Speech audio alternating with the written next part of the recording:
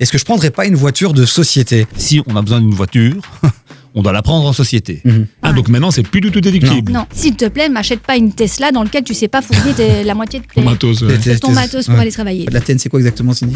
C'est l'avantage de toute nature. Mais oui, est-ce qu'on achète neuf ou on achète une occasion ? Je ne connais pas d'autres actifs, d'autres biens qui perdent sa valeur à concurrence de 15 à 20% quand on le déplace de 10 mètres. Mais c'est à qui cette clé ? Vraiment, mais qui roule avec cette voiture-là chez moi dans mon événement ? C'est dingue parce que je suis la seule fille ici autour de la table. Ouais. Je vais bousiller les préjugés. Vous l'avez compris, on va parler voiture dans cette émission. C'était le salon de l'auto récemment. Forcément, il fallait qu'on mette le sujet sur la table. Quand on est chef d'entreprise, on se pose la question pour notamment économiser un peu d'argent privé. Est-ce qu'on prendrait pas une voiture de société ? On se dit plein de choses. Oui, il y a de la déductibilité. Non, il y en a pas. C'est mieux électrique, c'est mieux thermique. On va creuser tout ça dans un instant avec nos invités du jour. Alors, je vous ai fait un casting exceptionnel puisque vous allez découvrir Cindy aujourd'hui. Ma Cindy. On se connaît d'un autre podcast qu'on anime ensemble, Pause Compta. Je suis content de t'avoir avec nous dans cette émission. Ravie d'être avec toi. Cindy Damaris-Swan, ça va être notre comptable tout au long de cette saison. Elle est exceptionnelle. Toutes vos questions, vous pourrez les poser et elle y répondra avec grand plaisir. Notre banquier, Cédric, est de retour. Toujours là et bien là. Merci Cédric. Merci de m'accueillir. CBC, partenaire aussi de cette saison exceptionnelle qui nous rejoint. CBC, une belle banque pour les entrepreneurs. Et on vous le dit pas parce qu'ils ont sponsorisé l'émission, mais c'est connu et reconnu. Ils sont là pour nous aider. Eric Spitzer, que faites-vous là ? Bonjour. C'est pas le rendez-vous des propriétaires. J'ai vu de la lumière, je suis rentré. Il y avait une plage, je me suis installé. Multi-entrepreneur aussi, à côté de ta casquette de CEO d'Immovlan. Et donc, un avis aussi tranché sur les voitures. Tu as lancé notamment Vroom.be à l'époque. Ah, à l'époque, c'était il y a très longtemps, j'avais des cheveux. Mais oui, on a fait Vroom.be, en effet, il y a 25 ans presque. Et puis, je suis content de recevoir à nouveau Osni, qui était venu sur mon plateau en radio. Aussi entrepreneur à Bruxelles, très actif. Ta franchise Fritico, une nouvelle franchise qui arrive aussi avec Pizza Minute. Alors, on doit le dire, parce qu'on doit être totalement transparent avec les gens. Tu es aussi engagé politiquement, les engagés. Mais c'est toi en tant qu'entrepreneur aujourd'hui qu'on veut. C'est ta casquette d'entrepreneur aujourd'hui qu'on veut. Casquette d'entrepreneur, pas casquette de politique aujourd'hui. Mais après, tu peux l'être aussi tant que c'est transparent et que tu le dis. On va éviter pour pas brusquer. Voilà, on a confiance dans notre communauté et dans son intelligence et sa capacité à faire la part des choses. Exactement. Les amis, le rituel, vous le connaissez, c'est l'image du jour. Eric, quand je te dis voiture de société... Commence encore une fois avec moi. J'ai envie que tu commences parce que je sais que tu vas poser le décor en 2 secondes. Voiture de société. Je pense à Jurassic Park. Ok, pourquoi Ah, ça te la coupe, ça. Ouais. Eh bien, parce que en fait, la Belgique était un paradis fiscal pendant un certain nombre d'années pour les voitures de société. On taxe beaucoup le travail et les voitures de société étaient très peu taxées, donc le paradis. Et puis sont arrivés les dinosaures de la taxation, le T-Rex de l'administration fiscale, le ptérodactyle administratif. Et donc finalement, c'est un peu un paradis perdu parce qu'évidemment maintenant, il faut trouver des sous là où on peut, et donc c'est plus compliqué et c'est beaucoup moins un paradis. Si avec ça t'as pas un reel, je peux plus rien faire pour toi. C'est vrai que les meilleurs moments de l'émission à découvrir aussi sur tous nos réseaux TikTok, Instagram, YouTube aussi en short. On sait que vous êtes beaucoup à nous découvrir via ces moments-là. Donc d'où la référence d'Eric au reel. C'est vrai que depuis le 1er janvier 2026, Cindy, il y a beaucoup de changements et c'est pour ça qu'on fait cet épisode ici aussi. La patronne du rendez-vous qui a cherché récemment sa voiture, on a vu que c'était galère entre les ATN, les machins, les bazars. Cet épisode est pour vous, les amis. Cindy, ton image du jour, tiens justement. Ah, moi, c'est tout à fait différent. Ça vient de l'expérience. C'est un entrepreneur, éventuellement chauffagiste, qui essaye de fourguer dans sa Tesla électrique sa dernière chaudière achetée pour aller la placer. Et évidemment, il ne sait pas. Ouais. Et donc, derrière, il y a tout ce que ça implique. Donc, le côté politique, on va dire, prenez de l'électrique, c'est important. Et en fait, la voiture ne correspond pas du tout aux besoins de l'entrepreneur. Donc ça, c'est très important. Oui, c'est bien de profiter des aides, mais c'est surtout bien d'avoir un véhicule qui est en phase avec l'activité que vous développez. Monsieur Cédric Matt, notre banquier, votre image du jour. Alors, je ne ferai pas un reel avec ça, mais je vais dire simplement outil de travail, mais sans ego déplacé. Parce que tu dis ça doit être en phase avec l'activité, ça doit être en phase aussi avec les revenus que génère la société.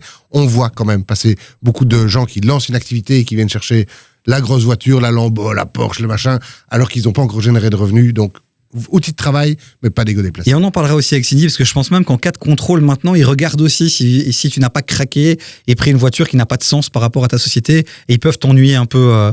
Oh, de toute façon, qu'on soit clair maintenant, si tu prends vraiment une Lamborghini ou des choses comme ça, tu te fais tellement taxer qu'il n'y a pas de souci.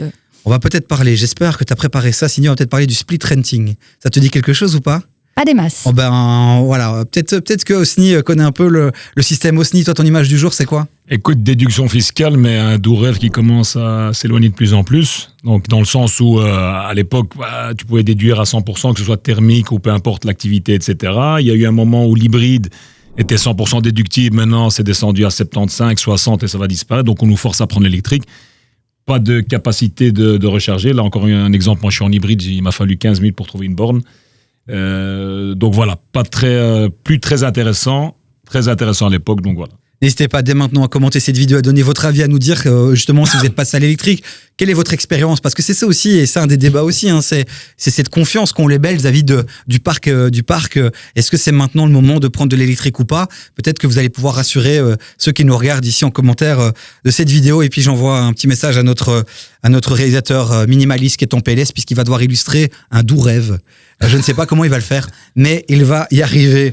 Bon, les amis, le dos du jour, on le ferme 2 secondes, on le met sur le côté et on fait le tour de l'actualité. C'est ça.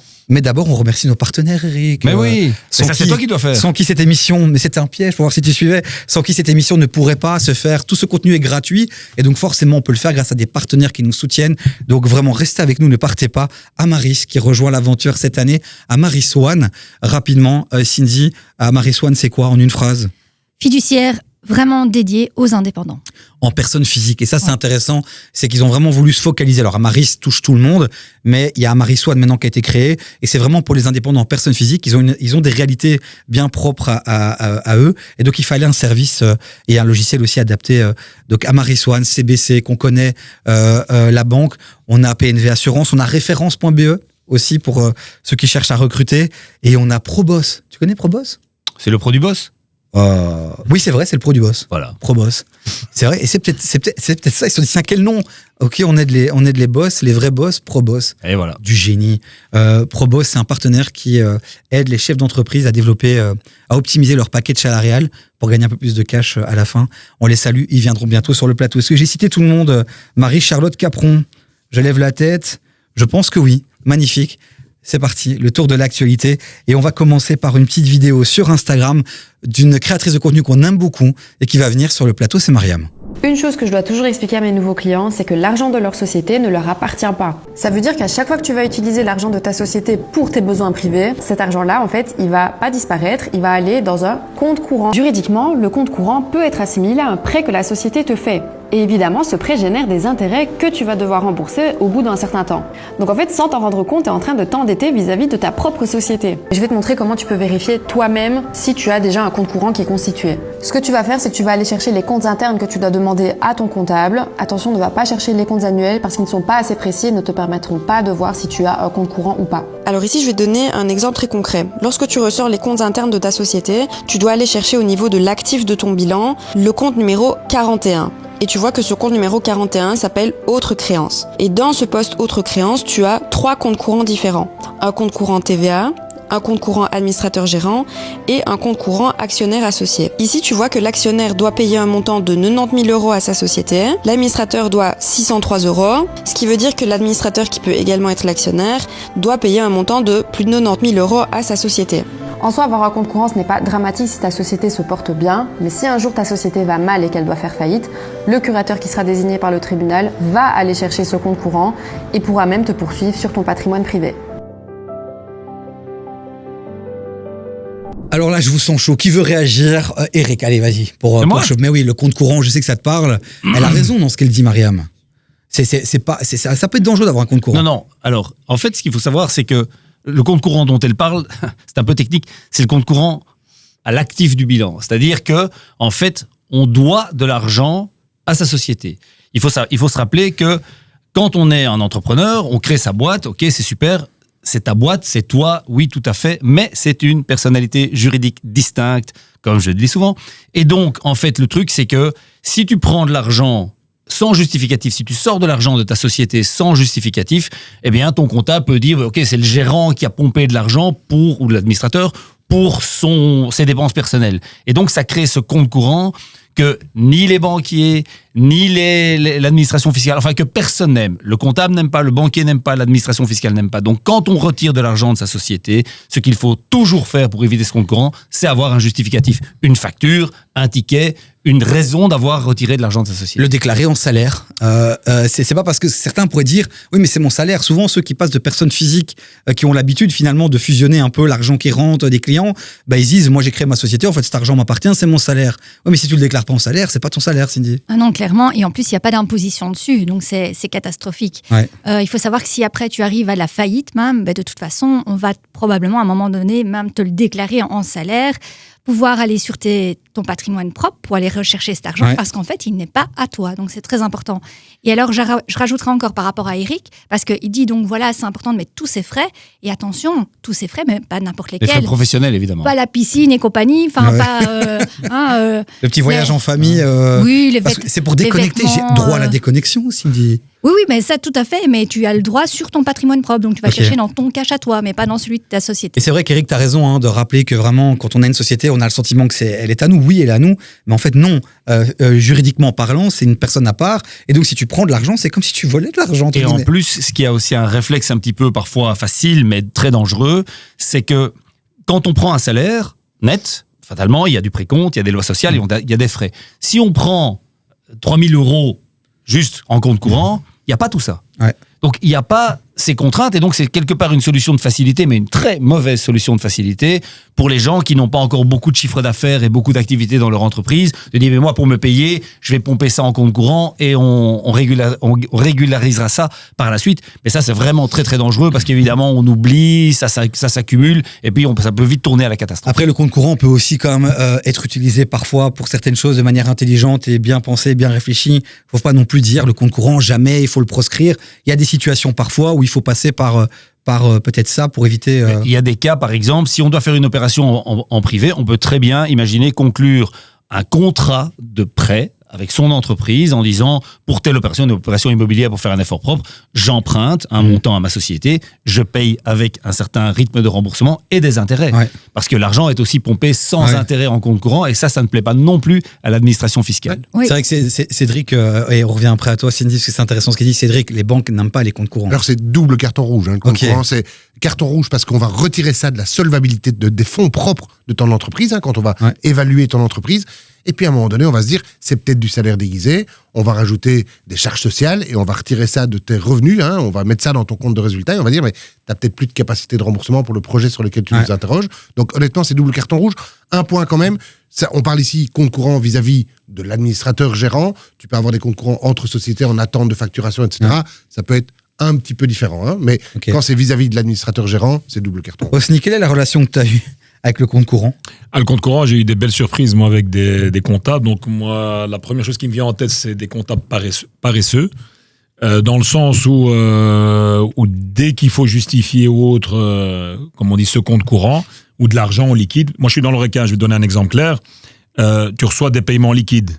Donc, cet argent-là, tu le reçois, tu le gardes.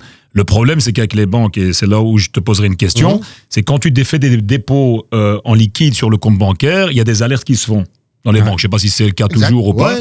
Donc, on se retrouve avec un problème où le gars dans l'ORECA ou dans la restauration, il a du liquide, il veut le déposer en banque. Il n'y a pas moyen. Parce que s'il fait trop le comptable, fais attention, tu déposes trop de liquide, etc., on va te faire changer de banque.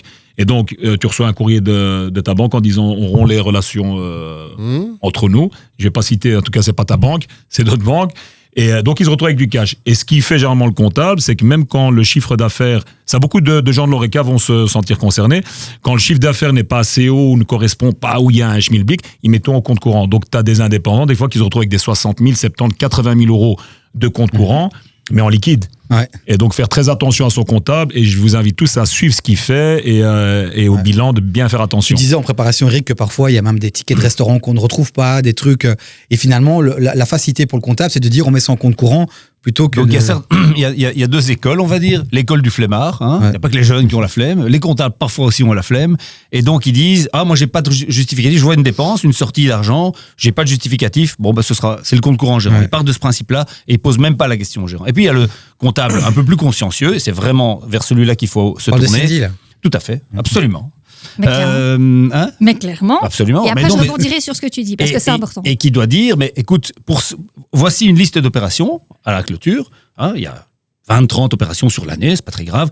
J'ai pas de justificatif là-dessus. Alors, effectivement, il y a certaines choses où tu étais au sport d'hiver et tu as payé un truc malencontreusement avec ta carte société. Tu dis, ben oui, ça, tu le mets en compte courant, ok. Et d'autres, ah oui, si, ça, j'ai les tickets, voilà, et on renvoie, ou j'avais oublié de t'envoyer la facture. Et donc, tout ça, évidemment, contribue à une bonne gestion de la société, du comptable et de l'administrateur. Mais moi, j'ai commencé à travailler comme banquier, il y a très longtemps, avant Vroom. Et en fait, moi, j'arrivais chez des gérants, chez des gens qui faisaient quand même du chiffre d'affaires et pas un peu. Et je disais, mais ton compte courant, il a quand même augmenté, c'est pas dingue. Ouh, ça, il faut voir avec le comptable. Donc, ils savent rien. Ouais. Je veux dire, le gars, il est dans sa librairie, il est dans son commerce, il est dans son Oreca, il travaille très très bien, mais il ne sait pas tout ce qui est comptable et tout. Ouf, ça voit avec le comptable. Ça, c'est gros danger. Rapidement pour clôturer, Cindy. Pour clôturer, je dirais, je suis tout à fait d'accord avec toi, Eric, mais ça ne dédouane pas la responsabilité de l'entrepreneur. Tout à fait. Ce qui est très important de se rendre compte, c'est que derrière, il y a une obligation de savoir gérer son activité. Et gérer son activité aussi, c'est de pouvoir se dire, OK, je fais attention à l'ensemble de mes frais. Je fais attention à ce qu'ils soient bien repris, il y en ait suffisamment. On les retrouve, on a Paypal qui s'inscrit tout doucement dans maintenant tout ce qui est comptabilité pour la réception notamment de certaines factures, mais ça ne va pas dédouaner le fait qu'on doit veiller à pouvoir tout transmettre. Et c'est généralement repris dans les lettres de mission de tous les comptables. Tout à fait. Maintenant, pardon, vas-y. Donc maintenant, chez nous, par exemple, on sait très bien, ça fait partie du forfait, on va toujours demander aux clients parce que c'est super important déjà pour assurer la pérennité de l'entreprise.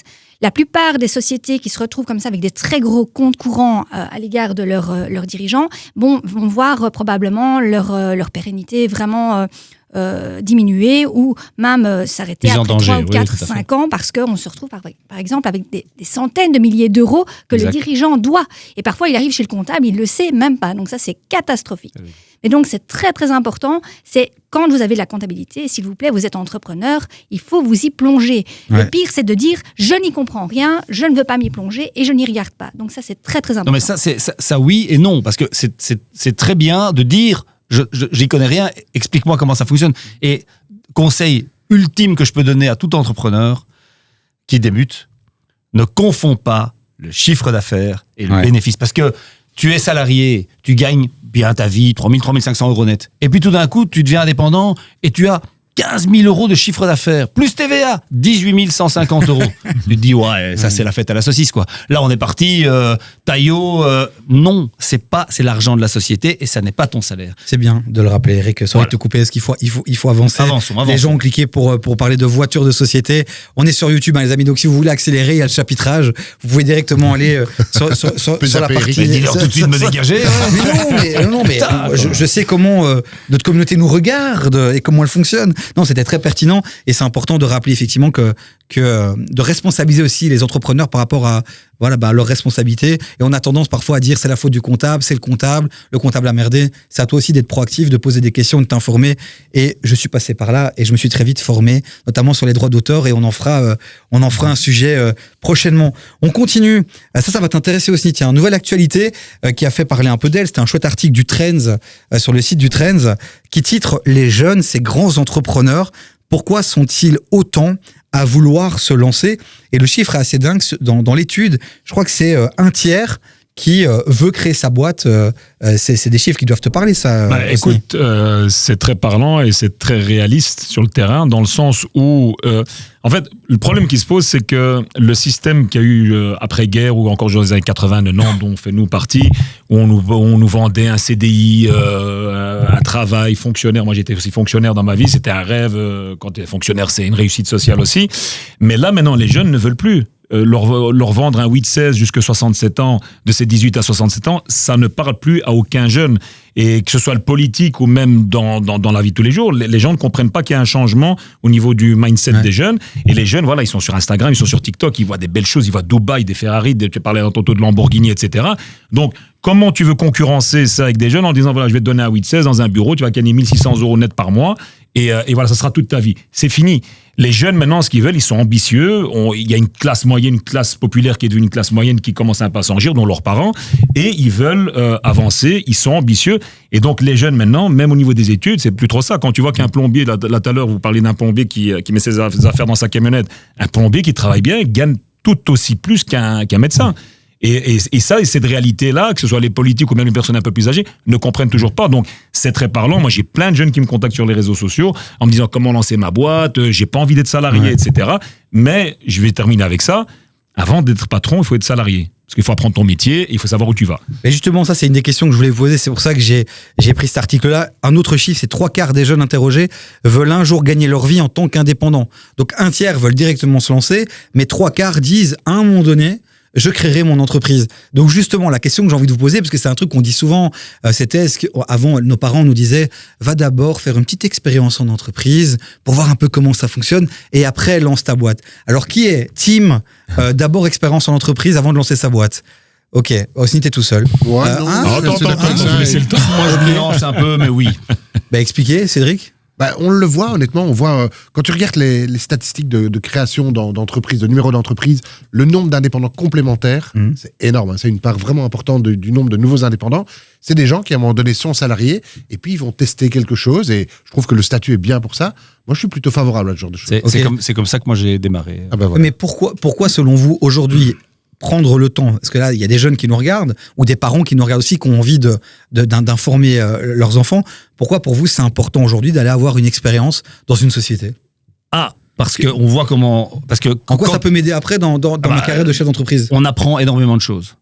On apprend comment on travaille en équipe, on apprend le management, on voit ce que c'est qu'un manager, on voit ce que c'est peut-être qu'un super manager, qu'un manager toxique, on voit les relations avec les collègues, on voit comment fonctionne une société. Je veux dire, tu sors de l'école et peu importe, et tu décides d'ouvrir une baraque à frites, peu importe où, eh ben, t'es là, ok, les fournisseurs, les paiements, la banque, les collègues, comment est-ce que... Tu sais rien, tu es un bébé. Moi, après, j'ai fait des études supérieures, après 5 ans d'études, j'en touchais pas une, hein. Donc moi, j'ai été apprendre.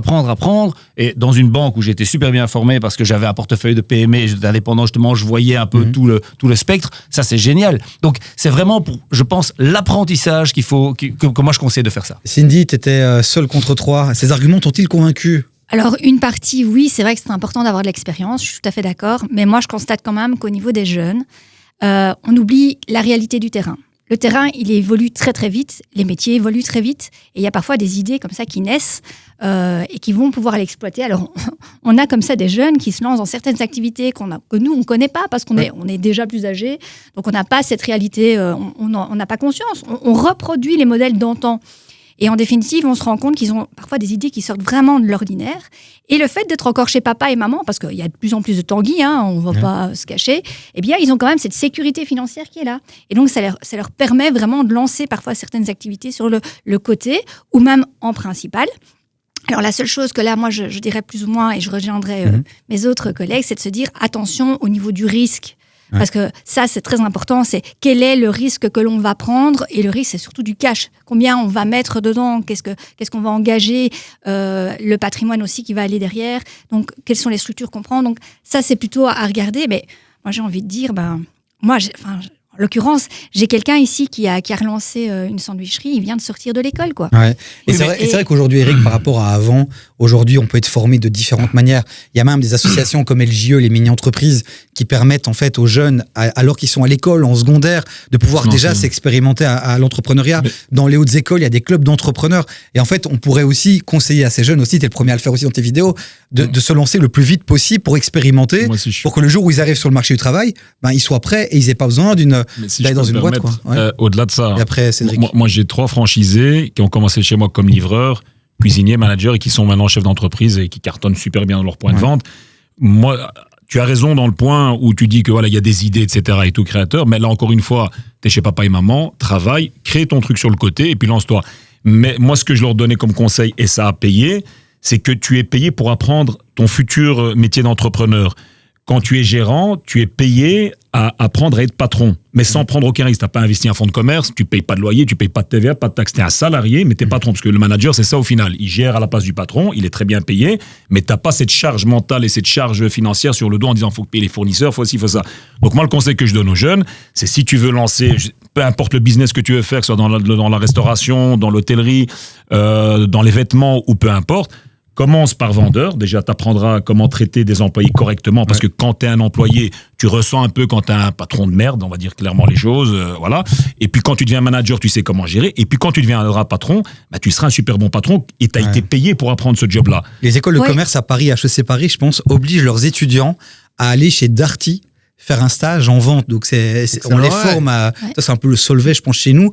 Non, ils doivent aller chez Darty pendant 1 ou 2 mois, vendeur de machines à laver, parce que tu apprends effectivement rapidement, on doit clôturer et passer à notre sujet du jour, Eric. Le truc, c'est que je trouve, moi, que même à l'école, il faudrait déjà faire des parcours d'entreprise, des visites d'entreprise, des visites d'associations, de trucs culturels, pas juste du business, entrepreneuriat, business, que tout le monde se retrouve à Dubaï. Les écoliers, les étudiants en secondaire, ils arrivent, ils savent pas trop ce qu'ils vont faire. Je trouve que ça manque aujourd'hui au niveau du parcours d'avoir déjà un petit peu, de leur faire sentir différentes activités pour qu'ils puissent un peu se faire une idée plutôt que de dire bon, qu'est-ce que je vais faire? Je vais faire journalisme parce que c'est chouette de journalisme, quoi. Le mot de la fin pour Cédric. T'as aussi un point d'avis, c'est que les technologies évoluent beaucoup. On parle d'IA, on parle de réseaux sociaux, etc. Les jeunes, honnêtement, pourtant on est jeunes ici tous autour de la table, mais tu as des jeunes qui gèrent ça beaucoup mieux que ce que nous on fait. Moi je rencontre aujourd'hui des gens qui ont 20 ans, 23 ans, qui ont lancé des business que je n'imaginais même pas et qui sont hyper successful. Franchement, des gens qui font de la mise en contact entre des influenceurs et des marques. Je n'imaginais même pas que ça puisse exister comme business. Et ces gens, il faut que tu les reçoives une fois ici. Avec plaisir. Et ils sont hyper jeunes, ils ont 23 ans, ils ont lancé des boîtes dans des business que, honnêtement, je n'imaginais même pas. Il y a Germain aussi qu'on salue, qui est un des Germain visages. terrible, Germain, je crois qu'il s'est lancé. Germain, c'est un futur grand.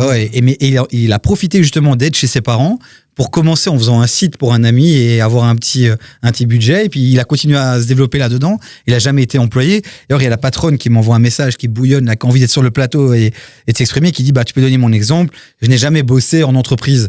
Elle a jamais bossé tout court. Elle a jamais. Quoi? J'ai dit quelque chose? mais c'est vrai. En tout cas, c'est vrai que l'expérience, nos parents nous disaient ça, mais je pense que c'est surtout une question d'expérience et de compétences. Et ces compétences qui sont nécessaires, on peut les apprendre différemment. Et tu disais aussi la nouvelle génération, ce qui est intéressant, c'est que comme elle se lance sans avoir été dans des boîtes où il y a des N+1, des N-1, une hiérarchie verticale, en fait, ils arrivent avec une manière de manager qui est parfois beaucoup plus humaine et donc beaucoup plus actuelle aussi. Alors que s'ils vont en entreprise, Eric, il y a tout son contraire. Mais tout, c'est ça, on est d'accord. Mais tu vois, par exemple, en entreprise aussi, le problème, c'est quoi? C'est que tu commences alors à être confortable, tu as ton petit salaire, tu fais un crédit, tu finis par avoir un enfant. Ça dépend le mindset de la personne. Et après, t'es enfermé. Ça dépend le mindset de la personne. Tout à fait. Être entrepreneur, c'est a way of life. C'est pas juste un statut, c'est un choix de vie. Exact. Tu veux partir en vacances? Ouais, peut-être tu peux, peut-être tu peux pas. T'es congé payé? T'es pas payé. T'es payé quand t'es salarié, t'es pas payé. T'es malade? T'es pas payé. Tu bosses les week-ends? T'es pas payé plus. C'est encore plus qu'un tu dois vraiment choix de vie, être conscient de ce choix. Et moi, je suis indépendant. Jamais je changerai, mais parce que j'accepte. Et il y a plein de salariés qui disent oula, si je suis malade, je vais en payer, arrière, pas droit au chômage, etc. C'est un choix qu'il faut faire. Cindy, rapidement, parce qu'après on doit ouvrir le dossier. Il n'y a pas que le choix aussi, il y a les capacités d'être entrepreneur. Et ça, c'est important. On parle de mindset, etc. Quand t'es une quiche, t'es une quiche. Tu seras une quiche entrepreneur, mais tu seras une quiche quand même. C'est clair. Elle a tout à fait raison, c'est vrai que... Mais on fera... On fera un jour un débat là-dessus, justement, on a fait un épisode pilote sur est-ce que tout le monde peut être entrepreneur. On le diffusera peut-être un jour ou on le refera ici en plateau. Le débat continue, en tout cas, en commentaire de cette vidéo. Je vous le rappelle, pour ceux qui débarquent, cette émission, elle sert à lancer des débats. On essaie de vous donner un maximum d'infos, mais allez-y en commentaire, donnez votre avis. Et nous, c'est génial aussi de pouvoir commenter, répondre. Les experts iront faire un petit tour aussi pour alimenter tout ça. Merci les amis, en tout cas. Et c'était un chouette article du Trends. Et c'est encourageant de voir que quand même, il y a une jeunesse qui a envie d'entreprendre.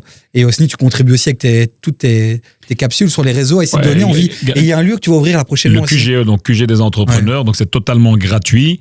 Tout le monde peut y venir, on fait du networking, il y aura aussi une personne qui sera là parce que je remets ça entre guillemets, parce que tu m'as dit là tout à l'heure, il y a énormément de subsides que la région, que le fédéral, que l'Europe donne aux entrepreneurs et n'oubliez pas, c'est vos impôts, vos taxes que vos parents ont payés, que vous avez payés en tant que salarié.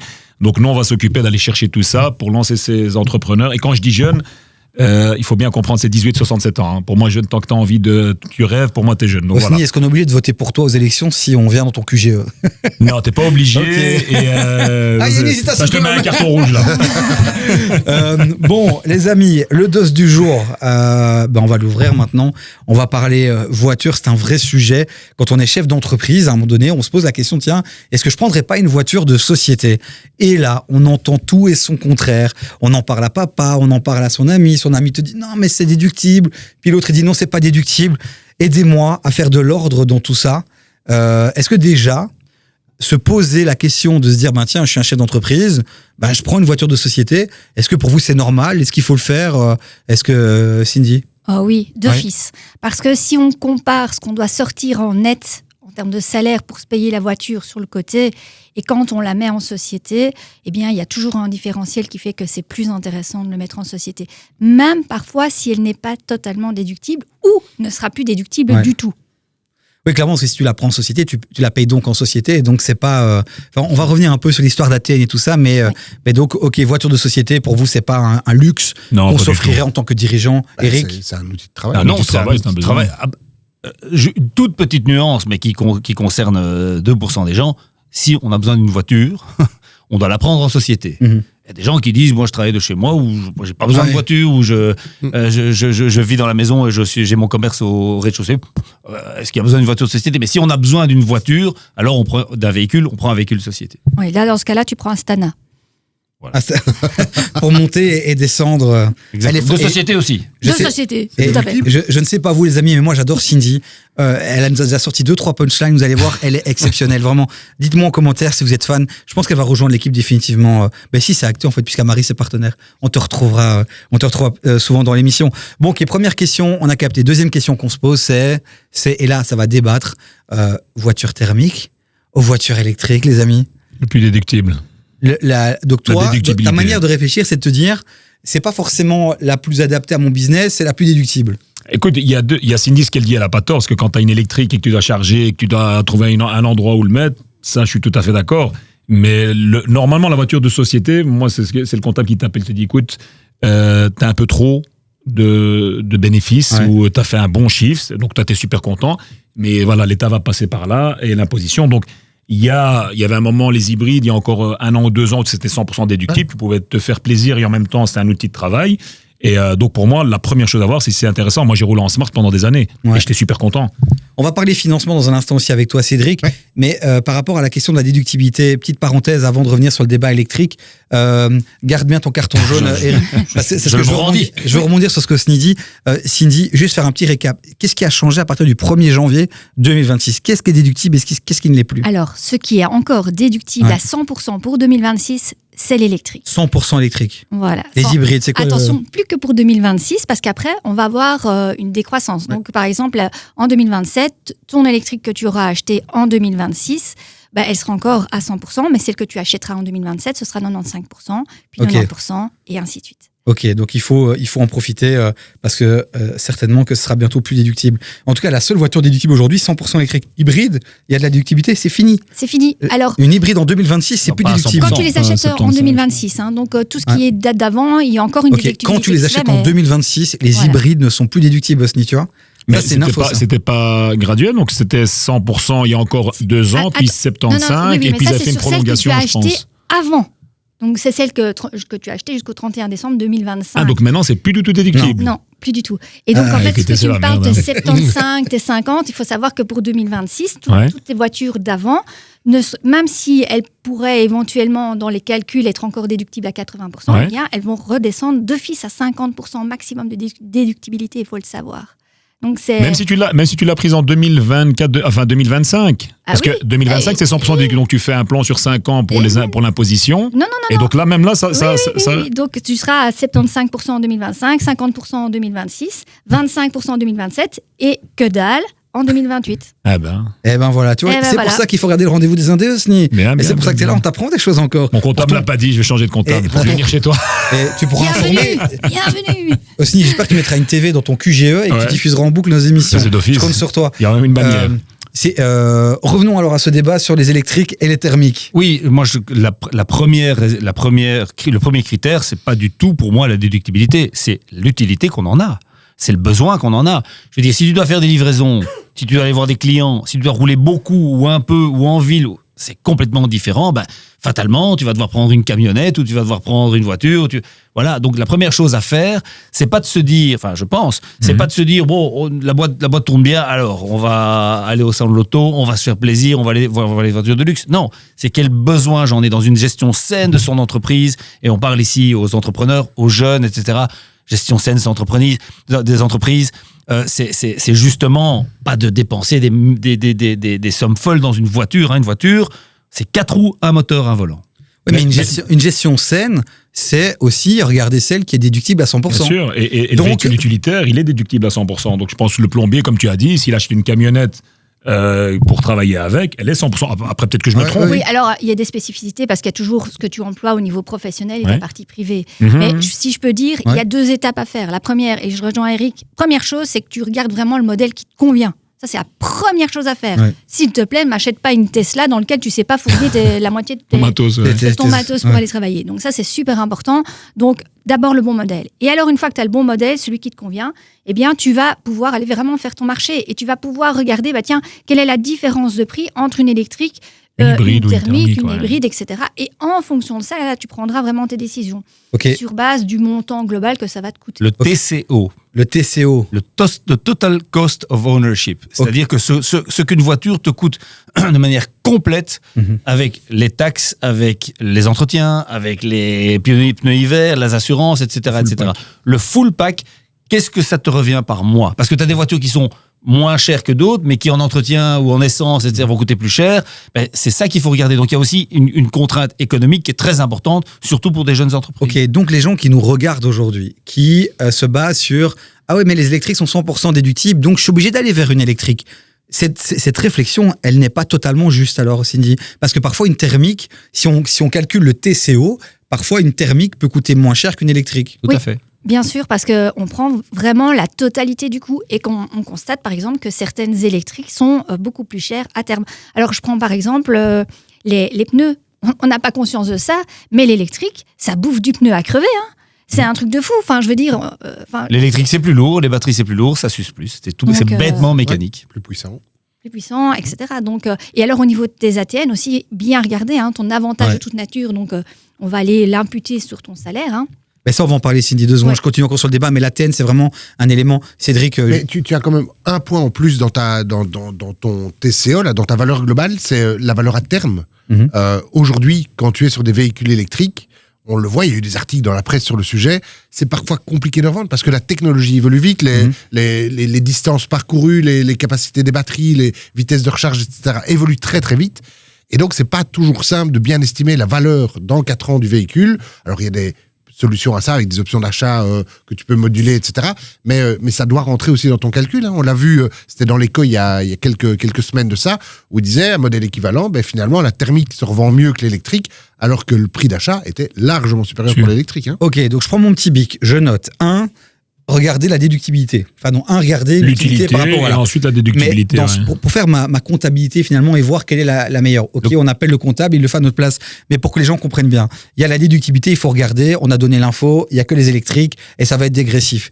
La deuxième chose à regarder, ça va être l'ATN. On va creuser, on peut creuser en fait. L'ATN, c'est quoi exactement, Cindy? C'est l'avantage de toute nature. Donc, c'est-à-dire, grosso modo, tu peux te dire que quand tu travailles, tu vas utiliser ta voiture, probablement on va dire 80% professionnel la plupart du temps, mais tu auras toujours une utilisation privée. Tu vas aller faire tes courses, tu vas partir en vacances avec ta voiture, etc. Tu ne vas pas acheter une autre voiture exprès pour ça. Quoique il y en a certains, oui. Mais bon. Donc du coup, tu vas avoir cette partie, comme la société prend la totalité des frais à sa charge, eh bien on va dire, oui, mais pour l'utilisation que tu as en privé, on va calculer cet avantage que tu as de pouvoir utiliser cette voiture en privé. Et donc, c'est une formule mathématique qui donne un chiffre. Oui. Et en fait, ce chiffre est ajouté à ton salaire. Et donc, ça peut augmenter ton salaire à la fin. Alors, ça augmente. En fait, ça se répercute comme si tu prenais du net en plus sur ta société. Et donc, dessus se calcule le précompte, les quotis. OK. Et alors, si je peux te donner les éléments essentiels qui vont permettent de calculer cet avantage de toute nature, c'est d'abord le prix de ta voiture. Donc, au plus c'est cher, au plus cet avantage est élevé. Et ça, petite parenthèse, je pense que c'est un scandale encore aujourd'hui, c'est le prix à neuf. Oui. Ah oui, bien sûr. C'est-à-dire que si tu achètes, pour ta société, tu achètes une voiture d'occasion qui valait 100 000 euros neuve, avec plein d'options, et qu'aujourd'hui, elle a quelques années, tu dis, moi ça me va, elle a 100 000 bornes, mais elle roule encore bien, et je l'achète 35 000. Eh bien, ton avantage en nature il est sur les 100 000. Calculé sur 100 000. les 100 000. Oh. Oui. Donc, gros carton rouge à l'administration fiscale qui, en fait, nie complètement le fait que tu as été plus modeste en ne prenant pas une neuve. Osni, il faut changer ça, Osni. Alors, Faut que t'en parles. Il faut changer. Il y a plein de choses. Moi, je pense, je vais faire une petite parenthèse. Je pense qu'en Belgique, les indépendants, malheureusement, c'est les bêtes noires de l'État. Et je suis en politique et je le dis clairement, sans langue de bois. Dans une période de crise comme on est en train de vivre actuellement, normalement, il faut miser sur les entrepreneurs. On est les plus gros contributeurs. On contribue le plus, je pense, au niveau des impôts, des taxes, etc. Mais on n'a aucune reconnaissance au niveau de l'État. Et ça, je pense que les politiques devraient vraiment se mettre là-dessus, parce que quand tu vois toutes les taxes qu'on paye, tout ce qu'on paye, on est la vache à lait de l'État. Non, mais c'est bien, tu n'hésites jamais à passer des petits coups de gueule ici. Et si en plus tu peux, de par ta casquette, agir aussi, on suivra ça de près. Pour revenir, donc l'ATN, première information, c'est le prix. oui, alors, tout à fait d'accord avec Eric. Et alors là, ce qu'ils ont fait au niveau de l'administration, c'est qu'ils ont mis un petit bémol. Ah. Parce qu'en fait, tu ne vas pas prendre 100% du prix au global. Ça, ce sera ta première année. Et au fur et à mesure, on va pouvoir déduire... on ne va pas plus prendre la totalité. Oui, mais il y a une décote. Il y a une décote. La deuxième année, ce sera 94%, Oui, mais enfin, prix, etc. ça Mais reste on quand est même tout à un fait d'accord. non-sens. Ça reste. C'est le prix que tu as payé. Mais bien Ça devrait être le entendu, prix que tu as et payé ta voiture au moment où tu c'est l'achètes. ridicule. Et c'est ridicule. Et il y aura un maximum, on est plus ou moins à 18%. Donc imagine-toi, tu as un véhicule qui va te coûter 100 000 euros. Donc, on est d'accord, c'est déjà un beau véhicule. Oh oui. Mais bon, 100 000 euros, il faut savoir que quand c'est sorti il y a entre 5 et 7 ans, les premières Tesla qui valaient 100 000 euros et tout le monde allait se précipiter dessus, eh bien, tu avais également ce qu'on appelle le recalcul de l'avantage de toute nature, qui fait que parfois, on avait des montants astronomiques. Et donc, si tu as une thermique encore à 100 000 euros, tu auras 18% maximum, mais ça te fait quand même 18 000 net de net qu'on calcule en plus sur ta fiche par an. Et donc, en gros, c'est un impact sur ton IPP derrière, où tu vas peut-être devoir payer derrière. Alors, si tu fais bien les choses, si tu as un bon comptable, surtout tu veilles à payer ton précompte professionnel, des cotisations directement, et comme ça, tu n'as pas trop de Ton soucis. secrétariat social est censé avoir le full pack, donc avec ta voiture, avec les autres avantages éventuellement, l'occupation d'un bien, parce que l'avantage dans la nature, c'est pas que les voitures, et donc faire un calcul qui déjà prend ça en compte. Ok, donc je reviens sur le débat, et on était sur... j'ai bien compris qu'il fallait calculer le coût global pour la société dans un premier temps, en tenant compte aussi de l'impact que ça va avoir sur le privé, notamment à travers l'ATN. Si on reste sur le coût global, parce que je suis un bon gestionnaire et que j'ai vraiment envie de faire les bons choix par rapport à ma société. Donc, il y a la déductibilité, il y a, c'est Cédric qui l'a dit, aussi le coût à la revente aussi, qui est un indicateur important. Il y a le prix d'achat. Oui, il y a le prix d'achat. Le premier, c'est le prix d'achat. Ce que tu peux estimer après 5 ans, où tu vas dire je vais garder la voiture 5 ans, donc le prix que tu estimes de la valeur de revente, donc tu as un prix d'achat net quelque part, et puis tu as tout ce qui est assurance, les services. Vous conseillez de prendre les services que souvent, et on parlera des moyens de financement de ces voitures, mais souvent les on va vers un leasing, un renting, on déconseille d'acheter une voiture, je dirais, cash avec sa société. Souvent on nous dit prenez l'assurance chez nous, prenez le service chez nous. Est-ce que les entretiens chez nous, est-ce que c'est malin ou c'est pas malin? Ça, quelqu'un a un avis là-dessus? Il faut faire plusieurs devis, parce que ils sont des fois même beaucoup plus chers que si tu vas chez ton banquier ou chez ton assureur. Donc moi, je reviens encore une fois à faire des devis, comme quand tu es entrepreneur, tu dois refaire un point de vente ou autre. Tu prends 3-4 entrepreneurs, donc tu vas chez 3-4 assurances différentes, tu regardes les prix, puis tu renégocies avec le concessionnaire en disant voilà, moi j'ai ces prix-là, est-ce que vous avez L'argument du concessionnaire qu'on a eu, c'était qu'il disait, comme nous, en fait, on amène tellement de clients, c'est qu'en fait, ils ont un prix qui est imbattable par rapport au marché. Argument commercial, c'est ça que je me suis fait avoir? Non, pas vraiment. En fait, si tu as un parc automobile qui est important, parce que tu as beaucoup d'employés, beaucoup de collègues, là c'est important de faire de faire l'étude de marché, c'est même crucial, parce que la différence peut être importante. Si tu achètes une voiture neuve ou une occasion récente en leasing dans une marque, de toute façon il va te demander une Omnium, c'est pas compliqué, tu peux pas dire moi je vais prendre juste la RC, je suis très prudent. Non, il va vouloir une Omnium parce que c'est encore sa voiture. Donc, la différence, t'as la paix. Ok, tu as sans doute payé un petit peu plus cher, mais t'as la paix parce que t'as une facture avec tout et tu peux un peu regarder. À partir du moment où la voiture est plus vieille, là, tu dois réfléchir, est-ce que je prends l'Omnium Full ou plus, ou pas, ou la petite Omnium. Et à partir du moment où tu as plusieurs voitures, là, tu dois vraiment faire l'étude de marché parce que la différence peut être significative. Par rapport à l'électrique, le débat aussi, au-delà du coût pour la société, il y a un autre débat et qui rejoint un peu ce que tu as dit aussi, c'est le prix à la revente. C'est que tu as encore beaucoup de Belges, même si on voit quand même que bon, c'est principalement le marché professionnel qui va vers l'électrique, hein, mais la revente, après 5 ans ou 3 ans, c'est souvent des particuliers vers qui on se tourne. Et il y a beaucoup de gens qui disent, mais en fait, le gros problème des électriques, c'est que dans 5 ans, les technologies vont tellement évoluer, les particuliers ont encore un peu peur, tu en parlais, hein, toi, t'as galéré à recharger. Donc, les gens, en fait, vont pas racheter des électriques. Et donc, ça sert à rien de prendre avec option d'achat ou ça sert à rien de prendre une électrique parce que tu vas pas la revendre correctement. Alors, pas de boule de cristal, hein, on sait pas où on sera dans 4 ans, dans 5 ans. On voit aujourd'hui que 84% des véhicules électriques qui sont vendus, c'est en société, hein, donc c'est effectivement pour des raisons de déductibilité fiscale. Et donc, ça peut être un risque, en effet. Est-ce que c'est l'entrepreneur qui doit courir ce risque-là ? On peut en débattre. Moi, je pense que non, mais on peut en débattre. Mais prendre la propriété totale du véhicule aujourd'hui en se disant, dans 5 ans, je la revendrai bien à 40% de son prix ou 50% de son prix, j'en sais rien. Honnêtement, on le voit, les boîtes qui font du leasing, aujourd'hui, qui font du full leasing, bah, c'est pas évident pour eux parce que les valeurs de revente sont beaucoup plus basses que ce qu'ils avaient estimé au départ parce que le réseau pour revente est compliqué. Quel est votre avis par rapport à l'électrique ? Mais t'as aussi un bon plan, après je sais pas ce que tu en penses, c'est le renting opérationnel. C'est-à-dire qu'en gros, déjà ça n'apparaît pas sur ton bilan, donc ta société n'a pas de dette, parce qu'oublie pas quand tu prends un leasing ou un crédit financier, etc. et tout, ça apparaît comme une dette sur ta société. Donc le renting opérationnel, pas tous les concessionnaires le font, je sais, et tu as même des options d'achat dans le renting opérationnel. Donc je te fais en gros, tu payes par mois ton assurance, taxe de roulage, etc. La carte grise n'est pas à ton nom, elle est au nom du concessionnaire. C'est une facture avec TVA que tu reçois mensuellement, tu vois, qui est 100%, déductible. Après, ça dépend si c'est hybride ou... C'est un loyer, exactement. Et l'avantage que tu as là-dedans, c'est qu'après 3-4 ans, s'il n'y a plus de déductibilité possible ou c'est plus intéressant, tu remets ta clé. Il y a 2 mois, je pense, de préavis avec le concessionnaire et tu repars sur un autre véhicule. Donc, moi, je pense qu'actuellement, si je dois conseiller aux indépendants, c'est plus d'aller vers ça qu'un leasing financier ou autre. Non, attends, parce que là, tu as lancé un truc. J'ai chauffé. Il y a les types de financement et puis il y a le débat sur avec option d'achat, sans option d'achat. Eric, tu te chauffes, tu te contrôles, tu gardes ça.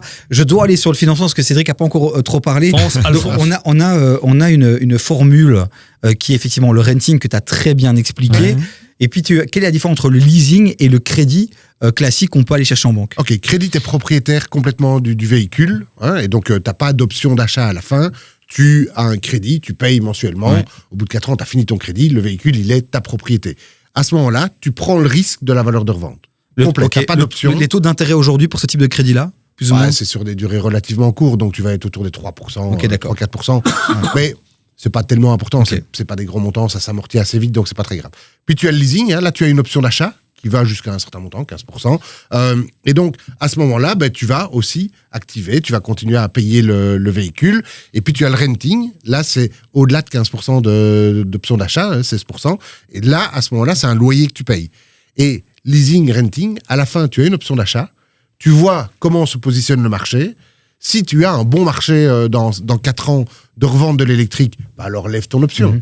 Et puis tu revends ça correctement, parce que tu la revendras sans doute plus que 4%, que 16%. Mais si le marché est bouché, si les particuliers n'achètent pas, au moins tu t'en laves les mains. Alors ok, tu as payé un peu plus, faut être clair, mais tu t'en laves les mains et c'est plus ton problème. Et c'est pas ton risque. Et ça, tu viens de démontrer qu'il faut prendre l'option d'achat, même si tu ne l'actives pas. Oui, avoir l'option à la fin. Et c'est toujours prendre l'option d'achat. Si c'est possible. On ne doit pas l'activer, on ne doit pas absolument l'activer, mais il faut toujours la prévoir dans le contrat. C'est la même chose. Si je te disais, une maison, tu préfères la louer ou l'acheter ? Tu préfères l'acheter. T'es sûr à 100% que l'option d'achat... Dans option d'achat, il y a option. Ouais, mais choisir. Mais parce qu'on a remarqué, si quelqu'un peut peut-être nous préciser, si on n'a pas la réponse ici, on a remarqué aussi que l'offre finale qu'on reçoit chez un concessionnaire... Si tu prends... Non, parce qu'alors tu peux... Enfin oui, non, en fait, c'est l'option d'achat. Donc, tu achètes une voiture à 40 000 € hors TVA. Ouais. Et ton option d'achat est de 15%. Eh bien, au terme de la période de location, de leasing, 4 ans, disons, eh bien, on te dit, voilà, la voiture, soit vous la rendez, soit pour 6 000 €, elle est à vous. C'est 15% de 40 000. Et même si on n'a pas de boule de cristal, 100% d'accord, moi je suis convaincu, et on peut se reparler dans 5 ans, que ce sera plus que 15%. Donc, qu'est-ce que tu fais si tu as envie de dégager ta voiture parce que tu l'as assez vue et tu as envie de faire autre chose, ou la déductibilité a changé, tu payes 6 000 et le lendemain, tu dis 9 000 et tu prends un truc. Donc, pour moi, et si jamais le marché s'est complètement effondré, il n'y a plus personne qui veut ces bagnoles, Non, tu lèves pas. Ouais. C'est tout. C'est terminé. Okay. Et donc, il faut. Moi, je suis convaincu, c'est pour ça que. Voilà, mais le débat est déjà tranché.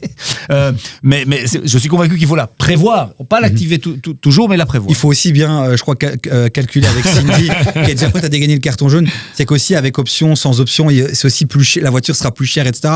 Il faut, c'est aussi... fatalement, si tu prévois. Pour la même voiture à 40 000 € dans mon calcul, si tu prévois 6 000 € d'options, tu la retires. C'est plus 40 000 que tu finances, c'est 34 000. Oui, et le concessionnaire dit aussi que s'il a la certitude de la récupérer, en fait, lui va te faire un prix plus intéressant. Parce qu'il va gagner, c'est ça. C'est QFD, il va gagner plus sa vie à la fin. Ouais. Alors, tu l'as dit justement, en fait, tout dépend de qu'est-ce que tu vas économiser en termes de sortie de cash. Ouais. Parce que forcément, si tu n'as pas d'option d'achat à la fin, logiquement, eh bien, tu payeras encore moins mensuellement ton véhicule. Et l'argent que tu gagnes mensuellement, si tu le mets de côté, ce que tu pourrais éventuellement avoir comme surplus par après, tu peux le récupérer. Donc tout ça, c'est vraiment des calculs très importants à faire et à se projeter. Donc c'est vraiment pas si simple. C'est toujours beaucoup plus facile, c'est beaucoup plus plaisant. Mais imaginons qu'on économise 200 € par mois. Entre renting, option d'achat, pas option d'achat. 200 € par mois, fois 50 mois. Ça fait... Les 200 € tu vas pas les sentir, c'est tous les mois.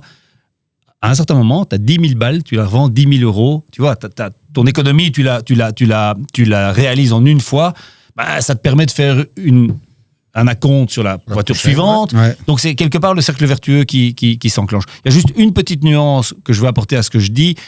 Quand tu as une société avec un gros parc immobilier, là, ça devient lourd de commencer à dire j'active telle option, celle-là, oui, celle-là.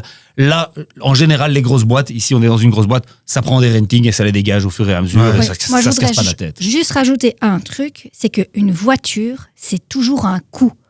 Il n'y a jamais une voiture dans laquelle on investit, alors je ne parle pas des ancêtres et des choses comme ça, il n'y a jamais une voiture dans laquelle tu investis où tu te dis qu'à un moment donné, tu vas faire de l'argent. Non, c'est une perte sèche. C'est une perte sèche. Tu ne gagnes rien dans une voiture. Quand on peut gagner parfois 200 €, mais que tu vas peut-être l'investir en surplus, que tu vas te dire, ça comble peut-être un surplus où je peux acheter un immeuble avec, eh bien, enfin, voilà. Donc, ça s'inscrit vraiment dans une réflexion globale de comment je gère mon argent. Ok. Tu as encore une autre forme de financement, c'est le full service, où finalement tu vas payer tous les mois et tout est compris. Tu auras tes pneus, tu le disais, ça crame des pneus quand même. Et honnêtement, au début, tu ne sais pas ce que tu vas consommer comme pneus, tu ne sais pas ce que ça va consommer. Au début, on se disait, tiens, c'est quoi la durée de vie des batteries ? Ok, quand tu es dans du full service, si la batterie ça fait partie du prix. C'est changé. Et à la fin, c'est le problème de la société qui t'a fait ce leasing full service. C'est elle qui reprend le véhicule et c'est elle qui assume ou pas la perte qu'elle va faire. Elle va calculer une valeur de revente, je sais pas moi, 60, 50. On était autour, il y a 3 ans, on se disait, on les revendra bien à 60%. C'est plus ou moins ce qui était la norme dans les sociétés qui font du full service. Aujourd'hui, ils s'en mordent un peu les doigts. Nous, on a ça et on s'en mord un peu les doigts. Mais bon, Crédit, leasing, renting, à quel moment tu conseillerais à quelqu'un de faire un crédit plutôt qu'un leasing ou un renting ? Pour l'instant, c'est compliqué, surtout quand on parle de l'électrique, j'avoue. Sauf peut-être se dire qu'à un moment donné, si on constate que l'électrique, la durée de vie est bien supérieure à 5 ans, qu'on peut finalement avoir une électrique pour 10 ans, parce que dans cette espèce d'idée populaire, c'est qu'il faut changer tous les 5 ans, on change de voiture, etc. Alors qu'on peut très bien aller avec une voiture pendant beaucoup plus longtemps.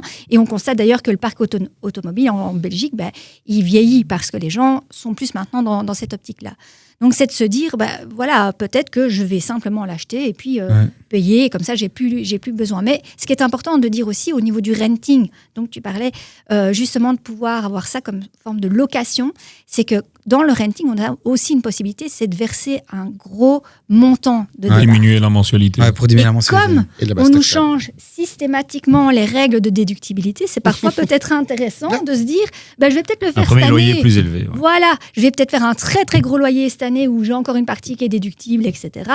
et justement pouvoir profiter de ça. J'ai peut-être une bonne année aussi en termes de chiffres. Donc tout ça se réfléchit. C'est vrai que c'est aussi une des questions qu'on nous pose quand on va dans les concessions, c'est quel est le montant que tu veux mettre au départ, à compte, pas à compte, combien de kilomètres tu vas faire, ça joue aussi. Ouais.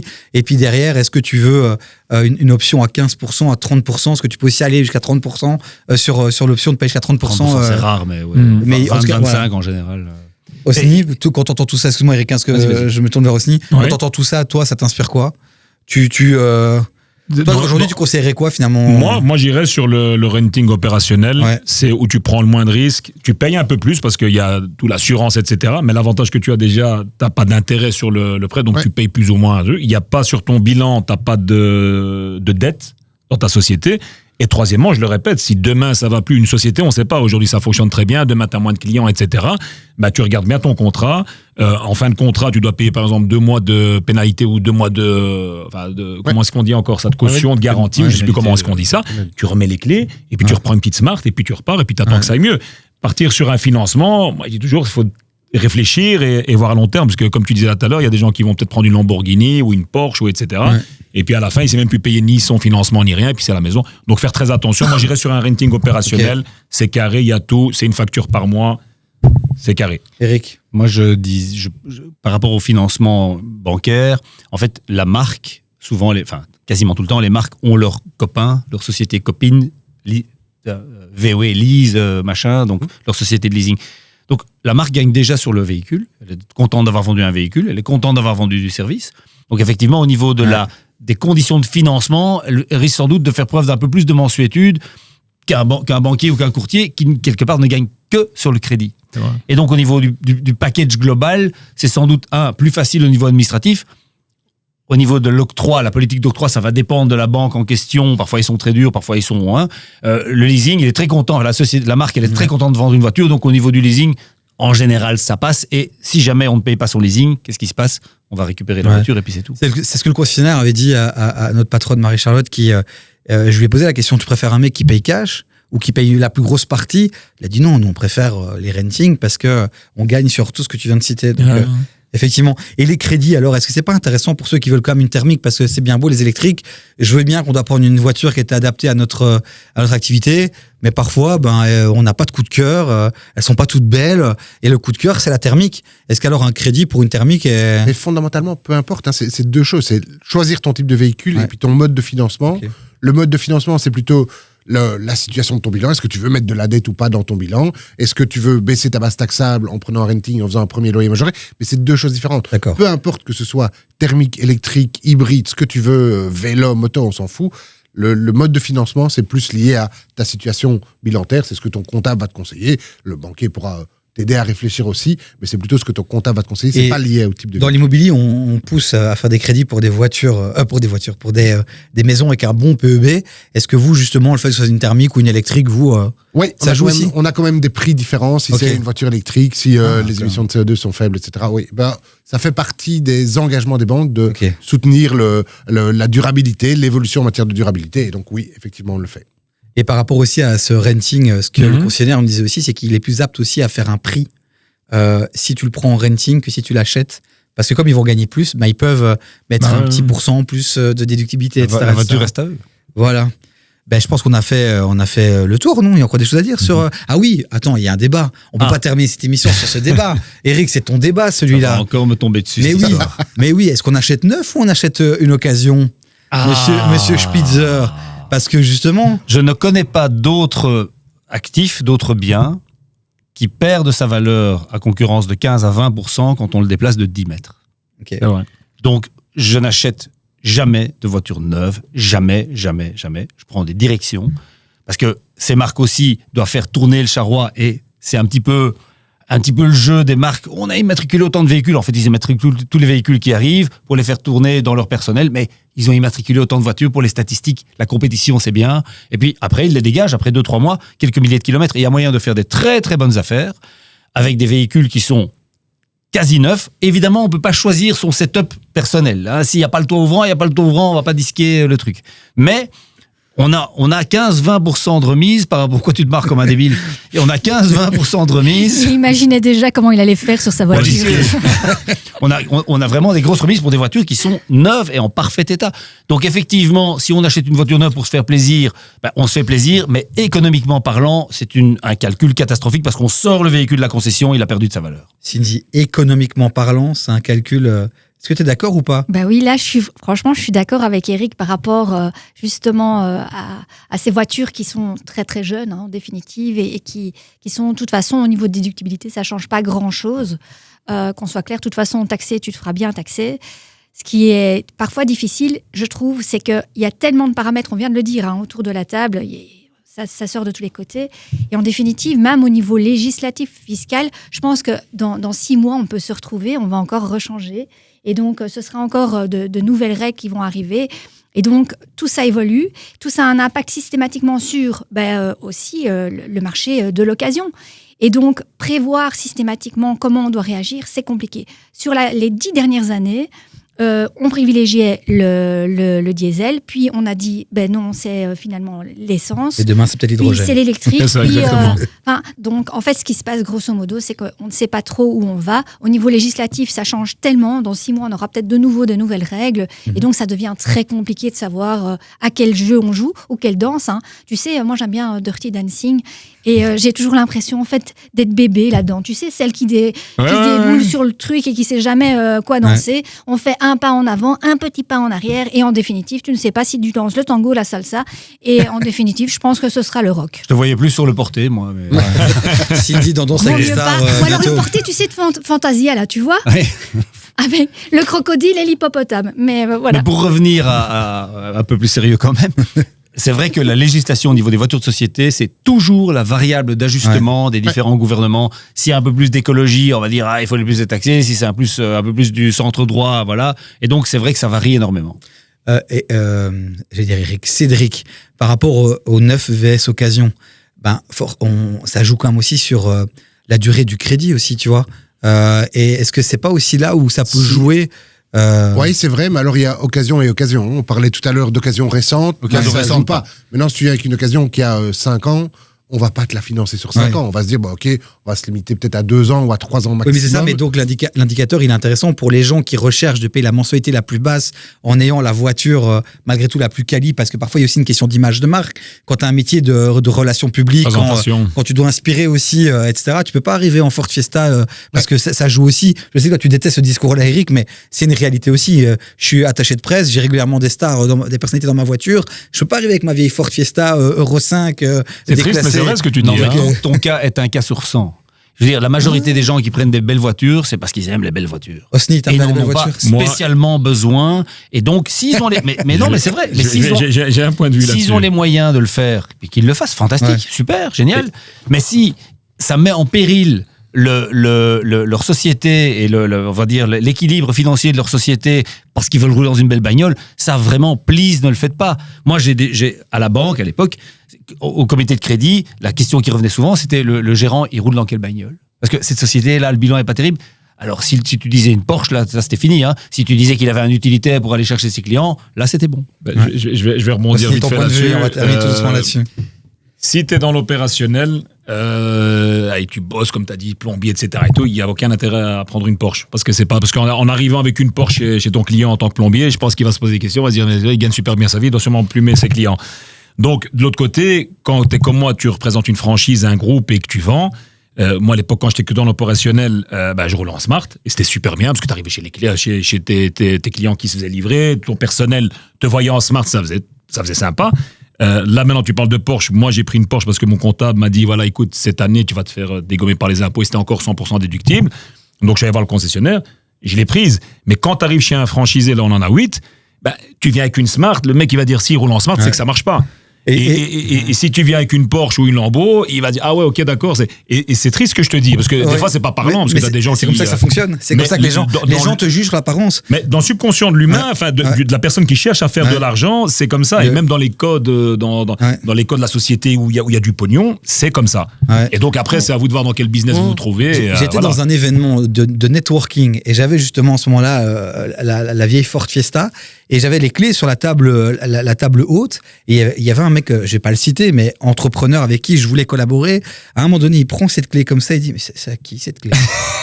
Vraiment, genre, mais qui roule avec cette voiture-là chez moi dans mon événement? Et donc effectivement, il y a encore beaucoup de gens qui pensent comme ça et il faut pas négliger cet aspect, Monsieur Spitzer. On aimerait tous avoir des CEO comme ça, comme toi, qui s'en foutent de génial. Tout ça. Mais oui. C'est génial. On vient tous en smart et c'est bien, on est super contents. Je nuancerais simplement le fait que tout le monde pense comme ça. Je suis pas tout à fait d'accord là-dessus. Il y a des gens qui ont la tête sur les épaules et qui se disent... Enfin, c'est vrai. Moi, j'ai eu une Porsche, hein. Donc, je peux en parler. Quand on te voit débarquer avec ça, on dit... Alors, on peut te dire deux choses. On peut dire, ah ouais, ça marche bien, hein, ta facture, je vois à quoi elle sert. Ça aussi, ça peut avoir un effet pervers, un effet négatif. Et celui qui vient, qui bosse, qui est entrepreneur et qui a un peu son utilitaire, son gros 4x4 ou son machin, mais qui a du matériel dedans et qui va livrer, etc. Un Attila, par exemple, ben voilà, ça peut aussi jouer un rôle positif, donner une image positive. Si je peux juste terminer avec ça, en fait, tu as très bien expliqué la chose, c'est que si tu es avec des personnes qui sont à un certain niveau du business ou de l'entrepreneuriat, etc. et tout, ils voient une voiture, ils s'en battent les steaks. Tu viens avec une Porsche ou avec une Lambo, tu sais très bien comment ça fonctionne. Mais dans la majorité des gens qui veulent se lancer ou qui sont encore au début de l'entrepreneuriat, ça joue parce que tu fais ce que tu veux, ça reste un synonyme de réussite. Tu vois, ça reste la monture, ça reste l'imaginaire. C'est dingue parce que je suis la seule fille ici autour de la table. Je vais bousiller les préjugés. C'est ça qu'on fait. Mais casse les codes. Elle est énervée. Tu nous l'as énervé aussi. Non, mais le plaisir de conduire là-dedans, les gars. Voilà. Mais on peut pas le dire, sinon après on va traiter de macho, de ci, de ça. Non, mais faire attention à ce que tu dis. Qu'on soit clair, à partir du moment je suis d'accord avec toi. où ta société, elle a plusieurs années, elle est bien ancrée, elle a du cash, etc. Mais bon Dieu, qu'on se fasse plaisir aussi. Je kiffe. Enfin, je kiffe. Non, mais je vais vraiment venir chez toi. Hein. Non, mais c'est clair. Parce que dans le comptabilité, ils disent non, on fait attention. On va se prendre une Porsche pour pouvoir bien kiffer à 30 à l'heure dans les. Pourquoi on doit toujours culpabiliser parce qu'on a envie de s'acheter une belle voiture. Ah, ça va, tu as raison. Voilà. Alors après, chacun fait comme il veut, mais qu'on arrête systématiquement de dire, et ça c'est aussi au niveau des contrôleurs, etc. Ah bah tu t'es acheté une belle voiture, directement je vais arriver, je vais te dégommer, je vais prendre le bazooka. Non, parce que si c'est clean, on est tout à fait d'accord. Enfin, voilà. Ouais. Et donc après, si tu sais que ta fiscalité, elle va te plomber, tu l'assumes. Il y a pas de souci. C'est vrai que le métier est quand même tellement dur parfois aussi que on est tellement tous les jours dans le boulot que c'est des petits plaisirs comme ça qui font parfois qu'on tient et qu'on a le sentiment de grandir, d'évoluer. Parfois ça fait du bien quand t'es tous les jours dans le truc. Surtout quand tu fais de la représentation dans le business où tu bouges. Moi, des fois, j'ai des 7-8 rendez-vous sur la journée. De le faire dans une Smart ou dans une Porsche ou dans un Q8 ou peu importe une Audi, c'est plus agréable. Tu sens moins le travail, la difficulté du travail, même s'il est très dur. Je te sens beaucoup plus en forme depuis ce matin, tiens, toi. Ouais, non mais j'adore ce débat parce que je te dis, je l'ai vécu récemment aussi, temporairement, j'ai dû, et j'ai été raisonnable parce que j'ai pensé à ta petite voix là, Davy, ça sert à rien une voiture, machin, etc. J'ai pas dit que ça sert et donc j'ai pris, une voiture neuve qui coûte cher, etc. Et c'est vrai que j'ai eu temporairement une voiture qui ressemblait pas à grand chose. Et à des événements, je me garais plus loin parce que je savais que j'allais être jugé là-dessus, alors que je suis Davy de YouTube, de la radio et les métiers parfois qu'on porte aussi. Moi, il y a un jour, quand j'étais à la radio sur Énergie, je suis arrivé dans mon quartier avec une Fiat Stilo. Une petite Fiat Stilo. Je suis arrivé près du marronnier où il y avait les petits jeunes qui étaient là, etc. T'es un Davy, tu roules en Fiat Stilo. Toi, nous, on pensait que tu roulais, que t'étais bien et tout. Et donc, oui, pour certaines choses, pour certains trucs, alors on s'en fout des petits jeunes au marronnier, je suis complètement d'accord avec toi. Ça dépend aussi si t'as, comme Osni, t'as envie aussi d'inspirer, etc. Ils t'ont pas démonté les jantes? Non, pas encore. Okay. C'est une Fiat. Mais c'est une Fiat Stilo, on s'en fout. Mais bref, tout ça pour dire qu'effectivement, en fonction du métier que tu as, en fonction de plein de choses, c'est important aussi de prendre une belle voiture et voilà. Merci Davy. Merci pour ce témoignage. J'ai trouvé celui de Cindy plus impactant. Bref, je pense qu'on a fait tout le tour. J'aimerais quand même qu'on peut pas l'aborder ici, sauf si vous avez l'information, mais il y a un truc qui est occupé à se faire maintenant, un montage qui s'appelle le split renting. Ça permet justement de faire sauter un peu la problématique de l'ATN. Alors, on a demandé à quelques entrepreneurs, est-ce que vous seriez prêts à venir en parler ici? Et tous disent non, parce que ça se sait pas encore, et quand ça se saura, il va y avoir une législation, c'est compliqué. Mais le split renting est une solution qui permet peut-être d'acheter une thermique qu'on aime bien, sans forcément se prendre des ATN qui explosent. Et en fait, je crois qu'il y a que quelques entreprises qui font ça, il y en a 2 ou 3. Et en gros, il y a 25%, je crois, en privé, 75% en professionnel, et ça permet en fait de... On optimise, quoi. Un montage fiscal, en fait, c'est un montage comptable, c'est ça? Oui, et en définitive, il n'y a encore rien qui est réellement acté. Donc... Moi, j'aimais beaucoup de... Et c'est vrai, il y a que 2 sociétés, je pense, qui font ça. Alors, il faut quand même alerter. C'est vrai que c'est un montage. Il y a encore un peu un flou juridique là-dessus. Et certainement que le SPF va pas laisser passer ça très longtemps. Cindy, on est d'accord? Oui, donc voilà, il n'y a pas encore de ruling, il n'y a pas de jurisprudence qui est arrivée dessus, en tout cas à nos oreilles. Donc, j'ai envie d'émettre... attendons de voir ce qui va se passer dans les mois qui viennent. Bon, en tout cas, ça existe. Voilà. Pour ceux qui veulent quand même s'informer là-dessus, moi, je suis allez curieux, voir... Dans le même genre, il y a quelques années, il y avait le cross-border leasing. C'est-à-dire que comme la TVA n'est pas récupérable à 100%, tu louais la voiture à une société étrangère. Ouais. Mais comme c'est la libre circulation des biens et des personnes et des trucs, eh bien, tu pouvais et tu payais sans TVA. Évidemment, l'administration fiscale est tombée à bras raccourcis sur les 4 malheureux qui avaient fait ça en se pensant plus malin que les autres, et ça a mal fini. Donc, ce genre d'inventivité, il faut faire attention, ouais. Bon, j'espère qu'on a répondu à toutes vos questions, les amis. N'hésitez pas à commenter si c'était pas clair, si vous voulez des informations complémentaires. Nous, le but maintenant, c'est que vous puissiez aller chez le concessionnaire en posant les bonnes questions, en parlant d'ATN, en parlant de tout ça, d'aller appeler votre comptable en disant est-ce que tu peux calculer le coût finalement des voitures qui me plaisent. C'est ce qu'on a fait avec la boss ici. Elle avait fait 3 choix. Elle a envoyé au comptable les 3 choix avec les 3 offres, et le comptable a fait le calcul avec le coût global pour la société, et ça a permis de faire le choix le plus raisonnable pour la société, puisqu'on le rappelle, tu l'as dit, je pense, en début de cette émission, ou de l'autre qu'on a enregistré tout à l'heure, que... Ah non, t'étais que ici. Je ne suis qu'ici, que moi. La société, elle nous appartient pas vraiment, et tout à fait. Il faut faire des choix financiers raisonnables.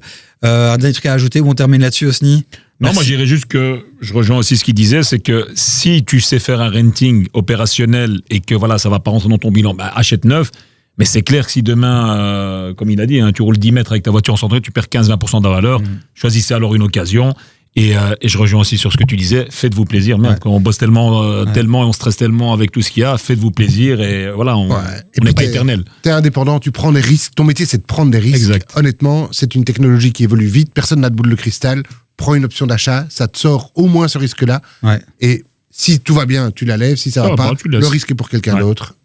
Parfait. Et le leaser, etc. Donc, gérez vos risques. Cindy, à part te contacter pour qu'on t'envoie toutes nos offres, qu'est-ce que tu pourrais dire pour terminer cette belle émission? Comparaison. Donc, c'est toujours faire son marché, on vient de le dire. Il y a tellement d'éléments à prendre en compte que ce qu'il faut faire, c'est toujours se dire, OK, qu'est-ce que j'ai besoin? Vers quoi je vais? Qu'est-ce qui est le plus intéressant? Et l'électrique, en définitive, on en parlait encore là tantôt, on voit aussi les prix qui diminuent. Donc, voilà. Donc, et le neuf vs l'occasion aussi, on a pu voir aussi que si on fait les bons choix, des voitures qui ne vont plus être renouvelées, qui vont sortir de gamme. Tu as des concessionnaires qui veulent les lâcher, donc ils font des prix. Et donc, on a eu, ici, dans le cas finalement du choix de la patronne, elle a eu une très belle réduction qui finalement compense peut-être ce qu'elle aurait pu gagner en prenant une occasion. Donc, il y a Audi aussi qui parle, il y a la Q2 aussi actuellement qui est une voiture où ils font des vraies belles réductions, etc. Donc voilà, renseignez-vous, allez voir les concessionnaires, comparez, ne prenez pas pour argent comptant tout ce que les gars vous disent dans les concessions, parce que nous, on a vraiment entendu tout et son contraire. Donc, et n'hésitez pas à demander un double avis, sauf si c'est Cindy. Cindy, vous savez que ce qu'elle dit est génial. Mais même votre comptable, prenez peut-être un deuxième avis, parce que tout évolue tellement vite que parfois même les comptables n'ont pas eu le temps de se mettre à jour par rapport à certaines choses. Donc voilà. Merci pour cette belle émission. Merci Cédric. Merci CVC. Merci Cindy. Merci, j'allais dire Imo Vlan, mais non, on n'est pas dans le rendez-vous des proprios.